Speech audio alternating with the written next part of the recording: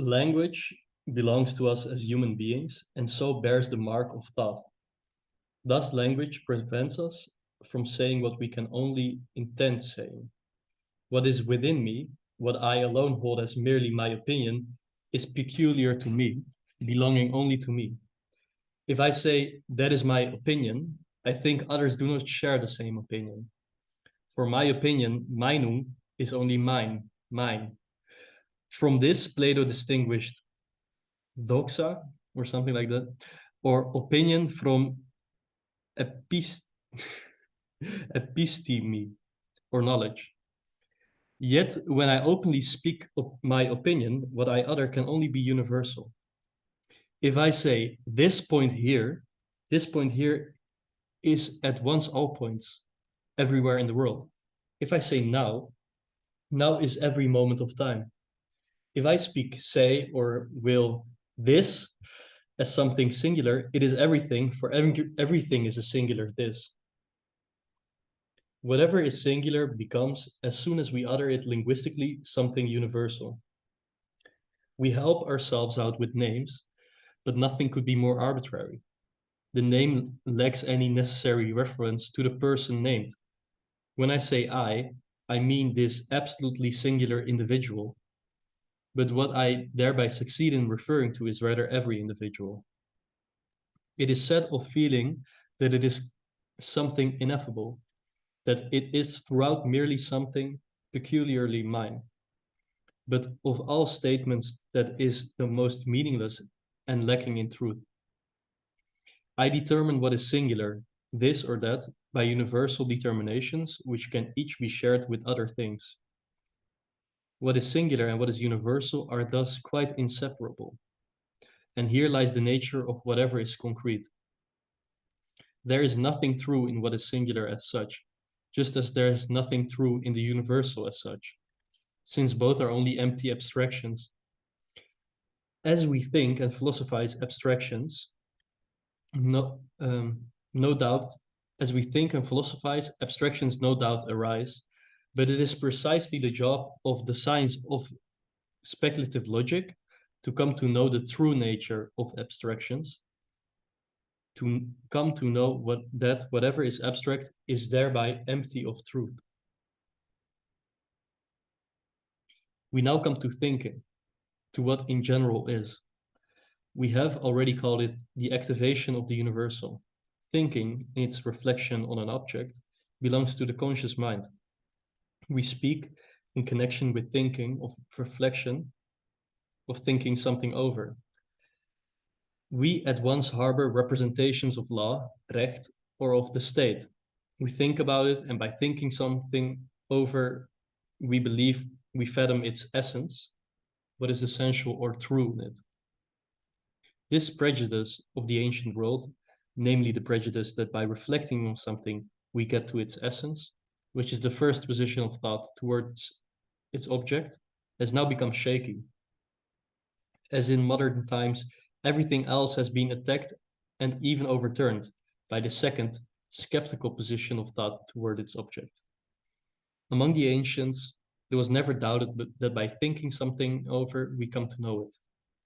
Philosophy, it has been said, comes to know things from the ground up. But the position that has now, in the third place, become current is that we hold to be true what, on the contrary, immediately reveals itself, what arises without further reflection. This is the third position of thought, polemically reasserting immediate truth against skeptical Kantian attacks. But we have said that thinking has a product, which is none other than the thought which it thinks, the universal. This means that the universal is actually present within the matter at hand. It is the universal inhering within the matter itself, its inner universal. But with this position of thought towards its object, we revert to the ancients. One arrives at the true matter at hand only by an activity of thinking it over and producing the universal. The further determination of thought, beyond ancient metaphysics, is the second position of thought toward its object in Kant's critical philosophy, which goes beyond the ancient naive optimism about finding the universal ready at hand. It consists in holding that thinking affects an alteration in the object of thought over against its sensory show. Relative to what by the sensory show we first supposed, this show comes to be altered by reflection, nachdenken. Genera and species are uncovered, all of them something universal. The law of falling bodies, of movement, is something universal. What we have directly before our eyes is by contrast immediate. Subsumption under the species alters what is immediate. We strip away what is sensory and lift out the universal. The forces of nature are likewise universal. The alteration underway here we call abstracting. It seems absurd, if what we want is knowledge of external objects, to alter these external objects by our very abstractive activity upon them. Quite absurd to want to come to know things as they are in themselves and yet alter them, thus receiving things into our knowledge only as altered. The alteration consists in the fact that we separate off what is singular or external and hold the truth of the thing to lie in what is universal rather than what is singular or external.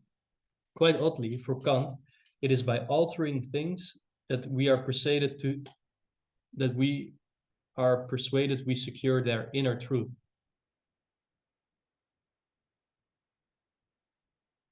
The true nature of things arises in our consciousness by way of thought. I receive the object into myself. But the true nature of the object is a product of my mind, Geist. As a thinking subject, I am present in the object, and precisely herein lies my free relation to the object. On the one hand, I entirely forget myself to occupy myself merely with the nature of the thing. But, on the other hand, the true nature of the thing is produced merely by the activity of my own thinking. That is the connection between the nature of the thing and my own essence. That's an amazing quote. To think for oneself is a redundant phrase. For no matter what one thinks, one is thinking for oneself, just as one eats for oneself or one drinks for oneself. But the phrase thinking for oneself has also been used in reference to so-called original persons who have come up with something no one else has ever produced. Originality is highly rated. But from originality, what is to be derived is only peculiarity, Besonderheit. What is true is universal upon and for itself. What is peculiar, if it is only peculiar, is of negligible importance. Homer affords intuition of things as they must be, but the poet in himself, in his idiosyncrasy, does not in truth. Whenever something is solid, its peculiarity vanishes. People speak of the arrogance of philosophy and knowledge. Man has eaten off the prohibited tree of knowledge of good and evil. This separation of oneself from the rest of creation in the conceit of having exclusive self-knowledge is, to be sure, the root of sin. What preceded this separation was only a state of unconsciousness, of oblivion. Man alone can fall into evil. What he ought to be, he must first make himself be by overcoming evil. This separation is indeed the root of evil. In knowing, I come to be for myself. Insofar as I am completely free. I can become evil in that I can abstract from what is just, from what is ethical, sittlich, and set myself in opposition to it. I can abstract from everything, so that I am left with no essential content. That I suppose myself is abstract, conceit, and everything for me is then conceit. I am this self-conceit, but only insofar as I remain stuck in self-abstraction.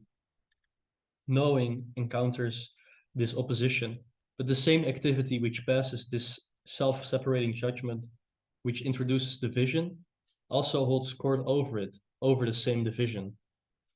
Knowing then once again enters to heal the division, which means a human being has eaten from the tree of knowledge of good and evil, and only thereby has become human. A human being was persuaded that in eating it he would be the equal of God, the height of conceit. Subsequent confirmation of this was attributed to God.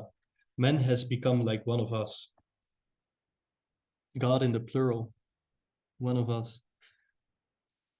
A human being is spirit, consciousness, and with human knowledge, Wissen, he is at once the knowledge of the opposition between the human knower and the natural created world, which, apart from us, is devoid of knowledge. Insofar as this opposition brings in the will, it is the opposition of good and evil. Reconciliation, when it occurs without opposition, is natural reconciliation. The animal becomes what it ought to be, and it does not stray from the natural law of its being. A human being, however, comes to be good by virtue of his freedom, by his free will. But this opposition of good and evil contains their reconciliation. The form which reconciliation takes here lies in what we have already pointed out. By thinking objects, I arrive at their truth. In thinking objects, I am free insofar as I think them, and thus at once have hold of their content. Here I abandon my prior self-conceit and enter into the matter at hand by thinking the object, and such thinking then itself belongs to the matter at hand. The above opposition here is raised up beyond itself, and reconciliation is thus at hand. Arrogance lies in holding on to something peculiar to oneself. Modesty consists in receiving for oneself the matter itself which lies before oneself. True modesty consists in not insisting on what is one's own, in not insisting on one's peculiarity, in not remaining stuck in one's own idiosyncratic ideas, but instead in willing only the matter itself. As we look only at the matter itself, nothing peculiar is present. That's amazing.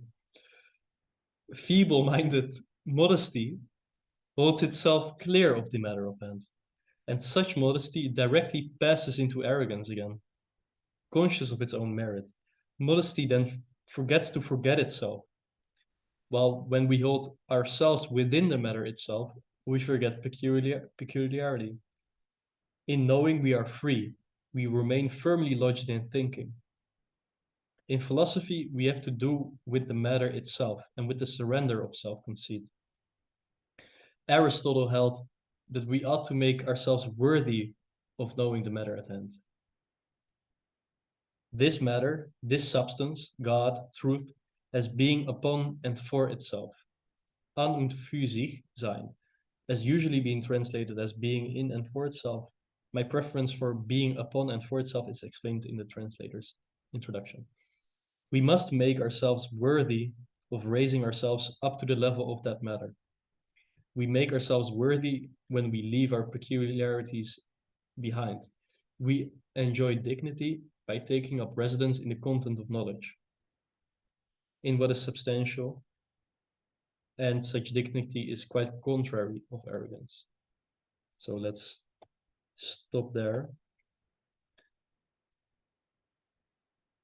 Any thoughts?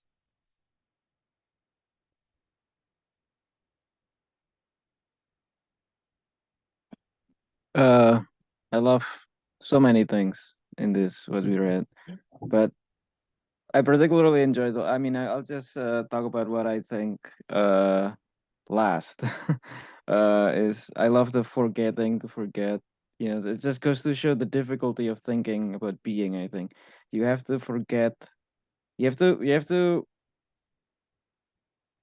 think about your peculiarity. You know, forget about the whatever. That's how you begin. But then you need to forget this. You have to forget this forgetness. You know, and I don't know. Very difficult to talk about. Is because it's like it's very perspectival. I think like there's all sorts of allusions to being able to see things from a higher plane and so on. I think that's yeah. Go ahead. Do you think why do you think we're here in the chapter of the preliminary to the general subject matter of logic and the universal and thinking, And then suddenly we hear Hegel talking about arrogance, good and evil. Oh yeah, Where I does love that come that. from? Well, I'll talk about modesty first because I think it's related to that. I think a lot of this has to do with maybe responding to Kant. That's how I'm reading it. I think that with for Kant, modesty is staying within your peculiarity, right? You kind of stay with phenomena. That's it. You don't speak of the noumena. That's it. You know. Can't you make the opposite point that the categorical imperative is universal? Yes, it's universal, but Kant cannot connect. Kant can only stop at what's called the transcendental subject. There's a one person that's thinking about that. So the idea is that each of us are like this. Each of us have a rational mind, and that constitutes humanity. Basically, we're stuck in our own tunnels of categories like that. It's not a real. It's a universal within a particular. If you know. So what I'm trying to say is that for Kant, we're basically the universal basically begins and ends in our mind, and whatever universality between us, between like what we share, the two of us. That's a universality that has to do with us having the same structure, the same mental structure, rather than a universality that exists in its own right. That's how I would distinguish it. And so with the modesty, Kant it's saying his form. Oh, you know more by knowing less about something. So I think Hegel called it odd just now. Yeah. And Yeah, regarding the evil, yeah, I don't know. he was very quite oddly for Kant. It is by altering things that we are persuaded Oh we yeah, secure their inner truth. right. The thing is altered, right? Because for Kant, we can only speak of something that's already cooked by your mind in the first place. Um, what Kant is saying is like forget for a second the noumenon. We deal with the cooked object by our mind. We deal with the things that's already processed by our mind. And then Hegel is very, to me, geniusly, he tells Kant to you need to forget this forgetting. You need to return back to being that includes this thing you cannot speak of. So what do you think? Do you think we go back to the ancients? The ancient, Yeah. there's three And relations to be that to thought be has clear, I to didn't answer activity. I didn't answer your question to the fullest, by the way. Go ahead. Yeah, like because first there's the ancient position of thought towards its object. Then that becomes shaky by some kind of skepticism, French Mm. Revolution, Immanuel Kant. And do you think that we like because what Hegel was saying here is that, but with this position of thought towards its object reverts to the ancients. One arrives at the true matter at hand only by an activity of thinking it over and producing the universal. So in some sense, we're going back to where we were when we were the ancients. When we try, I think Yeah, sure. the postmodernism, these kinds of woke. I think they have all this implicit Kantianism, but then again, Hegelians love calling them each other all Kantians as insults. I sure do. Yeah, that's Yeah. So I love I calling someone a post-Kantian. That's a great insult. yeah, disgusting. Shut the fuck up, you post. Yeah. Okay, go ahead. well, I just Well, have a question on this note because yeah, this is interesting. I'm curious, how do you think this third position, having worked through the Kantian skepticism or the negation, is different from maybe the ancient relationship with thought?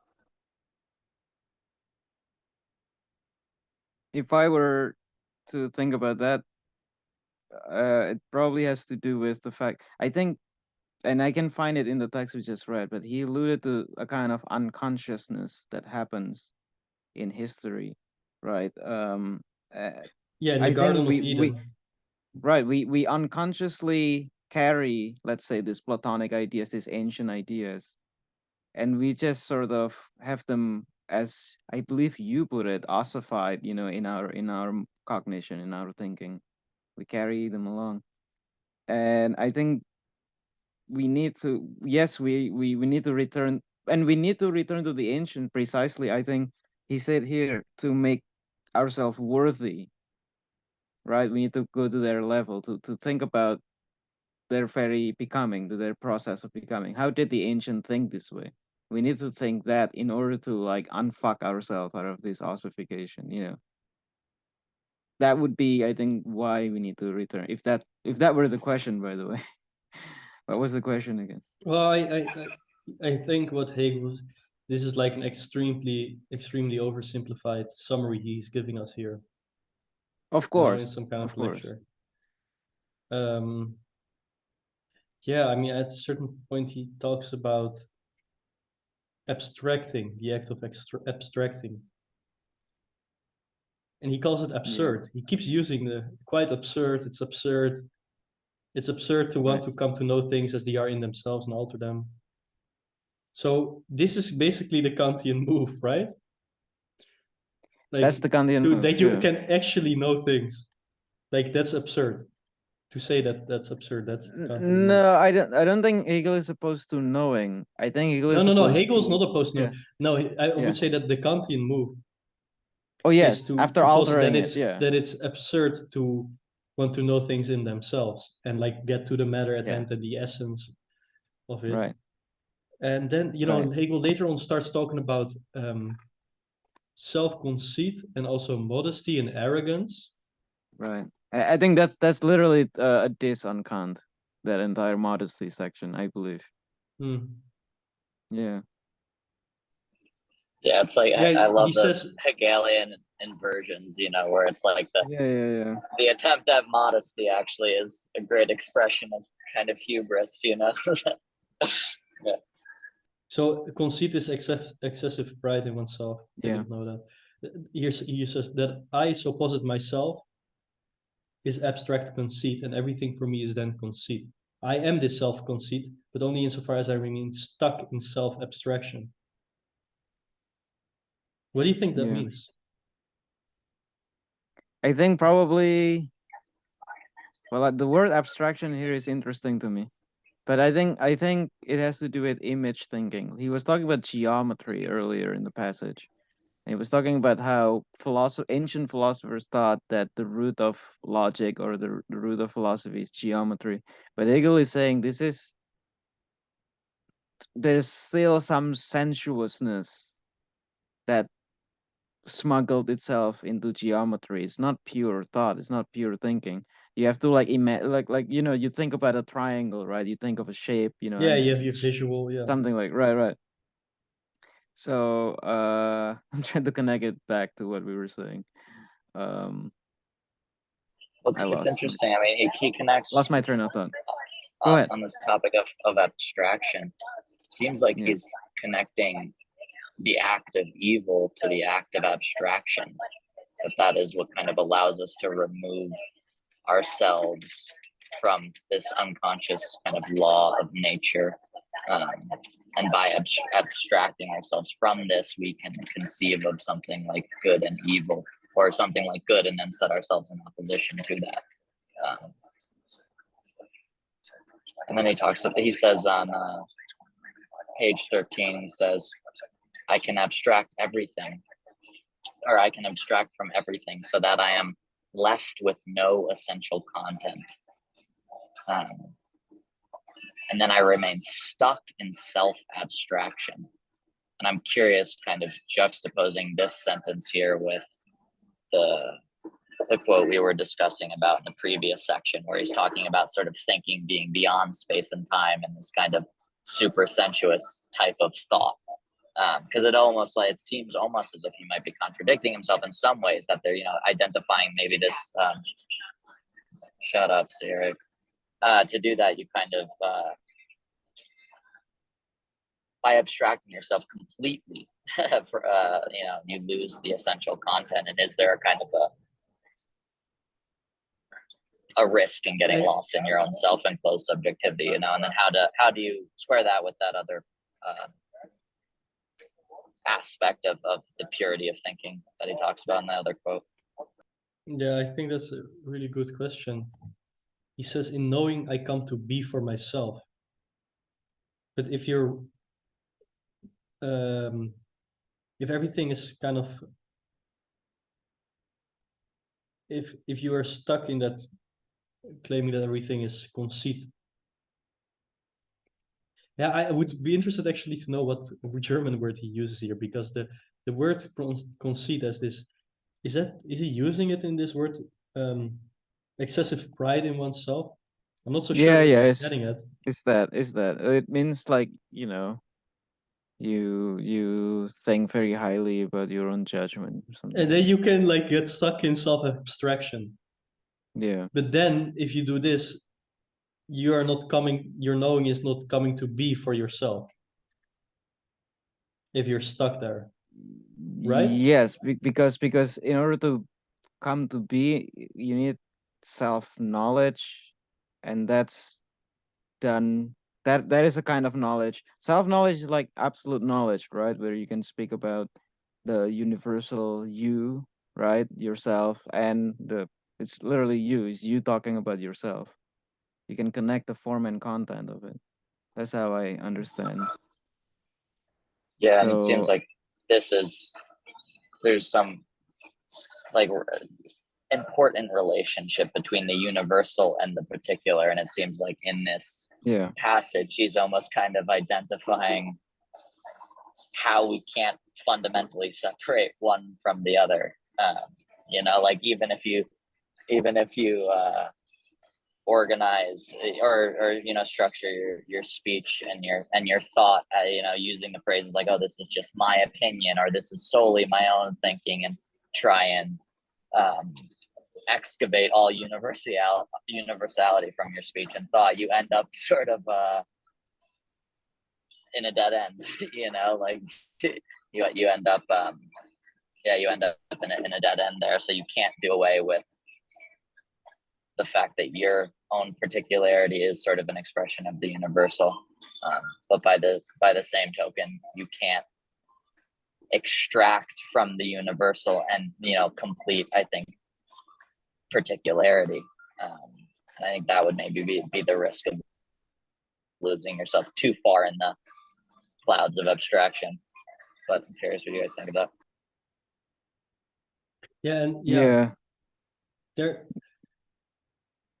you know, it's so crazy, this stuff. It's so insane, because what you just talked about, he says here, there is nothing true in what is singular as such, just as there's nothing true yeah, in the universal as such, yes, since both Perfect. are only Yeah, empty abstractions. there it is. Perfect. Yep. That's brilliant. Where's that one? That was Page, end exactly of what I page was trying 11. to say, but way more concise. Great. Yeah. As we think and philosophize, abstractions no doubt. As we think and philosophize, abstractions no doubt arise, but it is precisely the job of logic to come to know the true nature of abstractions, to come to know that whatever is abstract is thereby empty of truth. So is the concrete universal, that's not abstract, because it's concrete universal. Is that then what would truth? what would a statement, what would a concrete universal object or a statement be? It's For a instance, subject that because he talks about that like the rose is red or something like that. That's a sensory sort of judgment. You know, that's a judgment. The is belongs to us. The rose and the red is all sensory. That's a particular. What would be a universal, concrete universal? it would be like Zizek Yeah, writes, that it would be something that is through its own failure, like spirit or subject. yeah, exactly. That's by very its good. failure, it is this like it's between possible and impossible. Mm. It's like, you know, the condition of its possibility is the very thing that undermines it. Right. It's like the negative of it. Yeah. That's a concrete universal. Right. That I keep coming back to like the form content duality, but I think or not duality, more like relation, I guess. And I think that we need to think of like this what do you call it, the failure you speak of, it that's a kind of connective tissue. I think that's a good candidate for a connective tissue between form and content, you know. In thinking the form, maybe we can spot failure that tells us what the form is about, you know, which is the content of the form. And I think that would be absolute, that would be, sorry, a concrete universal. Yeah. But, Yeah, I love that, and it's like they are the negation of themselves in some ways, you know, like Right. the particular is what the negativity is what is common between, you know, in this relationship between the universal and the particular, and I feel like the phenomenology of spirit kind of beautifully charts that, you know, where self-consciousness falls into sort of the abstract universal and then also the, you know, sensuous universal. And like Hegel said in that quote, those are both kind of empty abstractions and need the other and the negation through the other to constitute their actuality. So I think that's right on. Yeah. And I think this idea of emptiness is very important, right? Can a form be empty or like contentful? You know, I think that's an interesting distinction. I There have can a be question. empty forms. Yeah, go ahead. So people speak of the arrogance of philosophy and knowledge, and man has eaten from the prohibited tree of the knowledge of good and evil. This separation is, to be sure, the root of sin. What preceded this separation was only a state of unconsciousness, of oblivion. Man alone can fall into evil. What he ought to be, he must first make himself be by overcoming evil. This separation is indeed the root of evil. So the separation of oneself and the rest of creation, and me positing I have exclusive self-knowledge, this is the root of sin. But isn't absolute knowing this? Repeat that again. Isn't absolute knowing exclusive self-knowledge? What do you mean? Well, absolute knowing, it points back to the self, right? To the I. Oh, I see what you mean. Because all determinations come back to the I. Because the I, it's knowing is this process of, you know, the becoming of your self-knowledge. Yes, but the self-knowledge in this kind of sin, the self-knowledge that arises out of this unconsciousness that Hegel speak of, I think is not the same as the self-knowledge that you arrive at by thinking of like the concrete universal or the negative and something like that. Because again, I think the sin is basically from the separation of thought and being, right? That's this very separation, I think, carries with it this ossified ways of thinking from the ancient past that's just not questioned and so on. I think Hegel wants us to overcome this, you know, that's the only way to, that's the true self-knowledge. Because maybe like the way I think of what the unconscious is what we really are that we don't know we are, you know, like that's what you are actually in totality, you know. We are what? Can you repeat that? So the way I think of the unconscious is that it's that which it is what we are that we don't know that we are, you know. It's like that part of you that you didn't know it was there, you know. I think that's what unconsciousness consists of. And how do you get to this thing that you didn't know was, you know, how do you need to kind of fish it out, I think, the way to do it, to actualize it. To fish it out. to get Yeah, your it's rod, throw it. yeah, no, you need it, but you're kind of you have to like face a monster, right? At the end of the day, I think from a kind of personal way of looking at it. Yeah, I don't know. These ossified ways of thinking, they're not just philosophy, right? They're everything else. I think they're society. You know, They're yeah, yeah, I think there is some kind of privileging of the universal. yes. Because in thinking, that's the activation of thinking, and particularity isn't so interesting because it's just some weird ass Not not idiosyncrasy. particularity, peculiarity. Yeah. Particularity and peculiarity. Yeah. I think they have a lot in common, you know.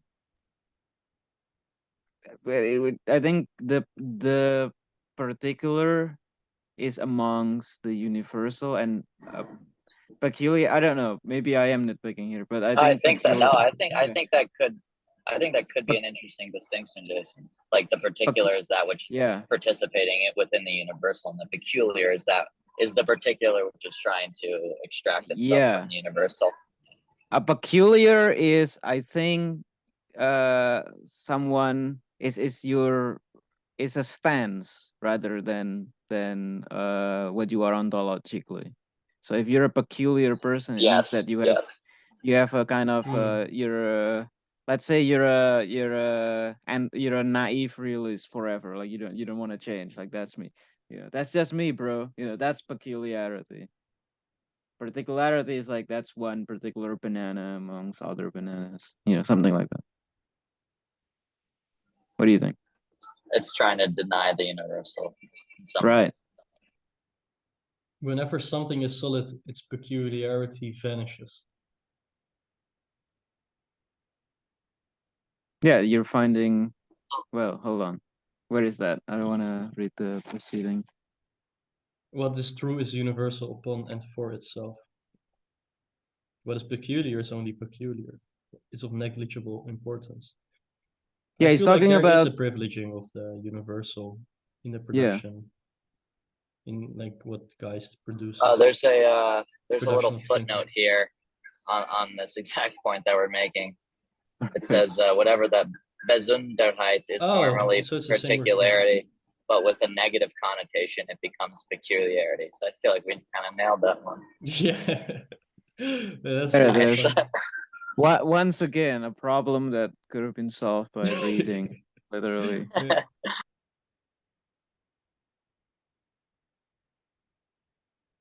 That's also kind of subjective of the translator, but Yeah. then you can read it with the word particular. What is particular if it is only particular is of negligible importance. But what is true is universal upon and for itself. So I feel like there's a redoubling. It doesn't matter. Truth No, is I the agree. redoubling of the universal, and particularity. If it is only particularity, isn't important at all. Yeah. Yeah. I don't think. Yeah, in this context, basically the two things collapse. Yeah, totally. But I agree with you. There is a total privileging of the universal, but I think it's a universal conceived from thinking of being that is different from classical philosophy. So we cannot compare it to like Plato's so easily. We can actually, and we should, but it's not the same and it's not this, but it's not the same thing. I wonder if here there would be a just in the privileging of the universal, given that Hegel's a philosopher. I wonder if sort of I feel like art maybe in some senses the privileging of the particular over the universal, but is no less the participation in the universal. I wonder how Hegel's bias as a philosopher might figure into that. Yeah, that's my first thoughts about that is that art is about the singular, because you always try to express the universal in art. The expression of you try to express particular meaning through the universal in art, which is then instantiated as singular. I think art What do you think? by virtue, I think art what art is, what art exists as is in relationship to us subjects, you know. That's very important. I think art is just art is like books, you know. The meaning of a book is not reduced to the ink or the paper, right? It's we need to be there for these things to happen. I think if you I think reducing art to the, what do you mean by singular, right? Do you mean the singular work of art? Because that just means like a piece of paper with like poetry on it that you're reading, but the beauty of the poem itself is not in this particular object. It's yeah. Well, it's interesting that you go to poetry because in Yeah. his philosophy of aesthetics, Hegel says that he goes through all the different forms of art. Eventually, he goes through to poetry, and he says that's the most alienated form of art. Like this kind Yeah. of separation that he also talked about here, we just Also read. the first, I think the probably the first art you can argue poetry. No, I think he put it at the last. Oh, the last. Okay, interesting. Yeah, Really? because it's What's like the logic there? uh I think in the phenomenology of spirit you get some bits and pieces, Hmm. and that's like, you can see this is development of the child. First it has clay and it's very wonkily tries to represent itself, and then you get more like sophisticated ways. You don't have just Um, the stones, and don't just have like Mecca or uh, like the stones in Great Britain and Germanic, those kinds of art forms, but yeah, then yeah, you have yeah. more like architecture and painting, and so then poetry is the last, because of course it's language, and spirit is language, so Right. the alienation, I see. separation comes to the front. And Yeah. and it's interesting because when you start thinking of the poet sits down and he has this particular meaning, and the universal just comes out of him. Yeah. That's exactly what I was kind Yeah, Yeah, gesture but never art know the towards. particular meaning of yeah. what did that actual poet, how No, did but they. that's why it's beautiful, right? That's why art objects are very strange objects. Like you can't I don't think we can speak of art objects the same way we can speak of like a chair or a table, you know. They're very interesting stuff that Yeah, they're very self-referential stuff, you know, like they're yeah. yeah. Do you think you're worthy of knowing the matter at hand? What do you guys think? That's what Aristotle said. You have to make yourself worthy of knowing the matter at hand. I think Hegel agrees with that, by the way. He says we must make ourselves worthy of raising ourselves up to the level of that matter. sure. Yeah. And he says we make ourselves worthy when we leave our peculiarities or particularities behind. How would you say what the matter at hand is? I would Yeah, say good that question.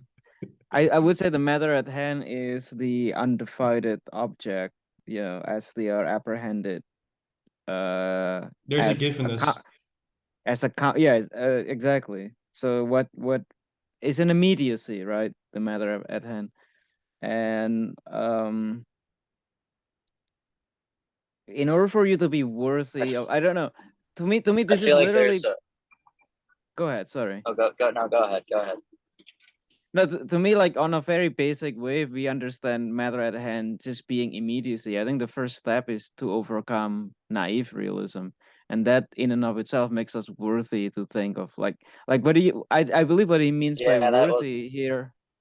Worthiness is when your consciousness matches the object that it is. You know, so sense certainty is sense certainty because, well, it kind of doesn't know that it's spirit, you know, like it's kind of it is part of the spirit. It doesn't know it yet. It doesn't match, it hasn't matched its object yet. Yeah. Go ahead, Quinn, I'm sorry. No, man, you into kind of anticipated what I was gonna say. Yeah, I Oh, think I'm sorry. no, it's awesome. I think that I don't know. For me, making ourselves worthy has to do with maybe confronting negativity, like you were saying, overcoming Yes. naive realism, moving through the Kantian skepticism, and then in that moment when, you know, the fear of error is the fear of truth, wagering and risking our identity nonetheless, and going for the real matter at hand, which is a return to the immanence. But after moving through the negativity, it isn't a naive, unconscious immanence. Yeah, beautifully put. Yeah, we're gonna get to will. We're going to get to matter at hand. We're going to get to these topics later in the book. Yeah. You know what I Should we find continue crazy? on? Yeah, I would love to continue on, by the way. But like real quick, like I'm reading this contemporaneously with the Phenomenology of Spirits introduction. I'm rereading that. I just finished reading the introduction last night. It parallels very well. Like there's a lot of Totally. nice familiar things. Yeah. Okay, I'll right. continue reading on page 15, if I'm correct. Ah, shit. Hold on. I might have to leave. You know what? I'll hang out until I cannot anymore. All right. Okay, then we'll do it for another time. All right, thanks for coming, guys. This was a fantastic session again. Yes, this was great. Wait, hold on. Are we quitting now? Are you recording?